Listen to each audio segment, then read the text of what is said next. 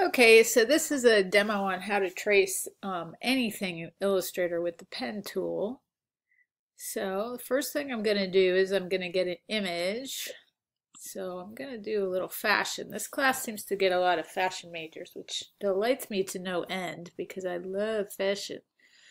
All right, so I'm going to look for something that has a pretty simple silhouette, and I probably picked the wrong designer for that. But all right, so this one.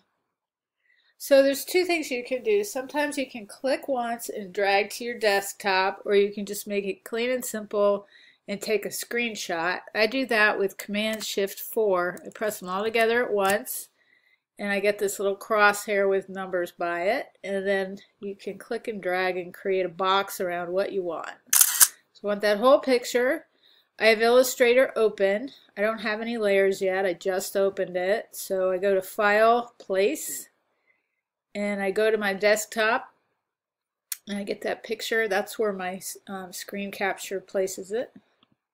All right, so there's my image. It's the size I want. The first thing I do is I lock that layer. So next to the eye in the layers palette, there should be like a little space. You would have no idea, but if you click on it, it turns into a lock. And again, I know that, how would you know that, right?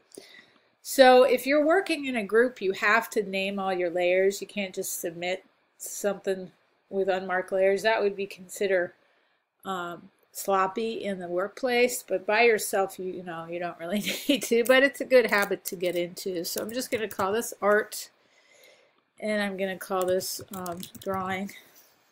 So once the lock is on the layer, you can't mess with it. And it's nice because you can turn it on and off and see how well your drawing is going. So I'm going to zoom in and let's say, I'm not sure that's fitting so well, but let's say that I just want the dress. So I want to do a line drawing. If I start drawing now, I'm going to get a white box. I don't want that. I want it to be clear. So I'm going down here to the color palette. I'm going to press the none on the line art so that it's just going to give me line art. So one trick that illustrators do without thinking is they zoom in really close. And when I first started using software, I never zoomed in. I thought for some reason I could handle it all from far away, but somebody once got real mad at me and said, you need to zoom in. And honestly, it never occurred to me, so it's much easier. So watch me use the pen tool. When I want to make a curve, I click and drag, and I do it in small increments. If I had a lot of time, I would zoom in a lot, and I would get every wrinkle on this lady's dress and every gauzy bit. So, but I don't. I just kind of want to show you. So let's pretend I did a marvelous job on this. Well, I'll do it real fast. So if you wanted to get all those little details in there, what I would do just to stay organized is to lock the outline layer and then do a layer just for details. And then when it's all done, what you do is turn off the image layer and you copy all the layers together and group them, and then there will be one unit. You can also merge them so that they're all on the same layer. So you see what I'm doing? I'm even on a laptop. I'm not using a mouse.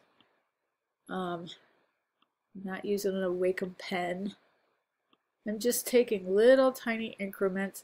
So if I was doing this professionally, I would follow every single wrinkle, and I advise that you do because it's for your portfolio and you want to show an employer what you can do.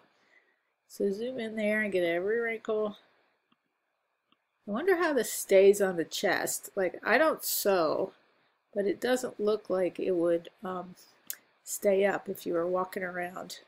All right, so let's turn off my photo layer. So what I need to do is add the interior of the arm. So I'm going to zoom in. Why did I forget that? I'm going to get this crazy bow, which I don't think are cool anymore in fashion. Am I right? Fashion designers. Bows are so juvenile looking anymore. Alright, so now I'll turn off my layer and see if that's better. Alright, so that is better. From here I would definitely add the bow so this sort of shape made sense.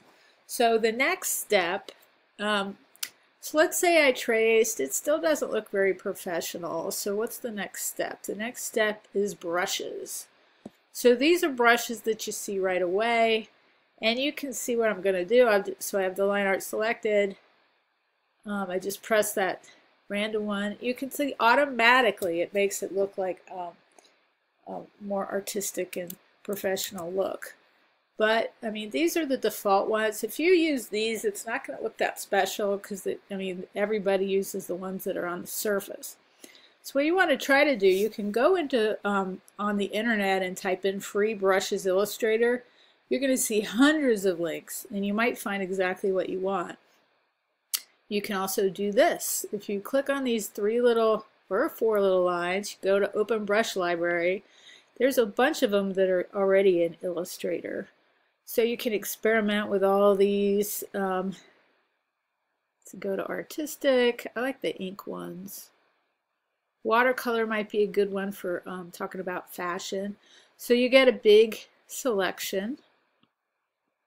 Let's say this one looks a little more. So it's too big. So from there, you know, if you like that, you might want to edit the brush. There is a way to get in there and change the size. So maybe you really like the look of it, but the size is too big. And I'll give you a link on how to do that. All right, so I hope this makes sense and it's something that you want to play with. Bye.